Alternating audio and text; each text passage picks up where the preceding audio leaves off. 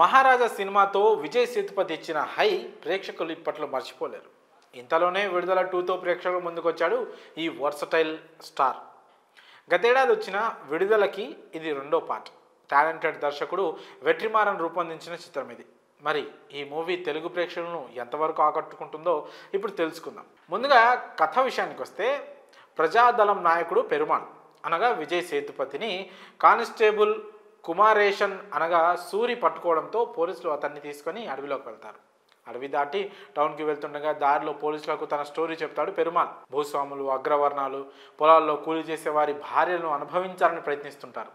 వారిని ఎదిరిస్తాడు పెరుమాళ్. భూస్వామిని అంతం చేస్తాడు. అక్కడి నుండి నాయకుడిగా మారతాడు పెరుమాళ్.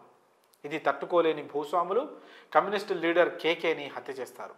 దీంతో మరింతగా రెచ్చిపోయిన పెరుమాళ్ భూస్వాములందరినీ చంపేస్తారు.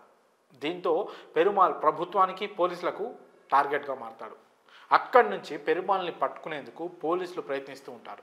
అనంతరం ఏం జరిగింది, పెరుమాళ్ మహాలక్ష్మి అనగా మంజు వారియర్కి ఎలా పరిచయం అయింది, ఇంతకీ మహాలక్ష్మి ఎవరు, వీరి ప్రేమ కథ ఏంటి, పెరుమాల్ని పట్టుకొని అడవిలో వెళ్తుండగా ఎలాంటి సంఘటనలు చోటు చేసుకున్నాయి, రైలు ప్రమాదానికి అసలు కారణం ఎవరు, ఈ జర్నీలో పెరుమాళ్, కుమారేషన్ వంటి కొందరు పోలీసుల్లో తెచ్చిన మార్పేంటి, పెరుమాల్లో వచ్చిన మార్పేంటి, పెరుమాళ్ అరెస్ట్లో ప్రభుత్వం ఇచ్చిన ట్విస్ట్ ఏంటి అనేది మిగిలిన కథ.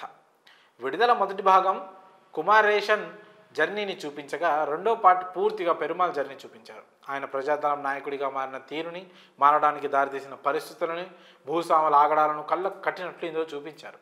చాలా రియలిస్టిక్గా తెరకెక్కించారు. అదే ఈ సినిమా బలం.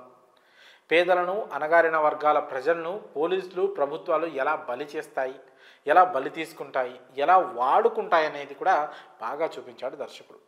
ప్రారంభ ఎపిసోడ్లు, క్లైమాక్స్ బాగా ఆకట్టుకున్నాయి. ఇక కథని, కథనాన్ని వెట్రిమారన్ చాలా రాగా, చాలా రియలిస్టిక్గా చూపించాడు. ఇక విజయ్ సేతుపతి, మంజు వారియర్ల లవ్ ట్రాక్ బాగుంది. కాకపోతే కమర్షియల్ ఫార్మాట్లో చూస్తే ఇప్పటి తరానికి ఎంతవరకు ఇది అర్థమవుతుందనేది ఒక పెద్ద ప్రశ్న. సినిమాలో వాడిన పదజాలం కావచ్చు, ఆ కమ్యూనిస్టు సిద్ధాంతం కావచ్చు, ఇప్పటి తరానికి కనెక్ట్ అవ్వడం చాలా కష్టం. అదే సమయంలో సినిమాని చాలా స్లోగా నడిపించడం పెద్ద మైనస్. మధ్య మధ్యలో ఫన్ను, ట్విస్టులు, మలుపులు ఉన్నా స్లోగా సాగడంతో ఆసక్తి కాస్త తగ్గుతుంది.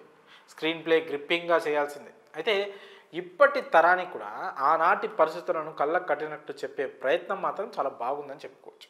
ఇక పెరుమాల్గా విజయ్ సేతుపతి నట విశ్వరూపం చూపించాడు. ఇక మహాలక్ష్మిగా మంజు వారియర్ అదరగొట్టింది. కుమారేషన్గా సూరి ఇందులో పాత్ర పరిధి తగ్గింది. చాలా వరకు సైలెంట్గానే కనిపిస్తాడు, కానీ ఎమోషనల్గా బాగా చేశాడు. క్లైమాక్స్లో తన ట్విస్ట్ బాగుంది.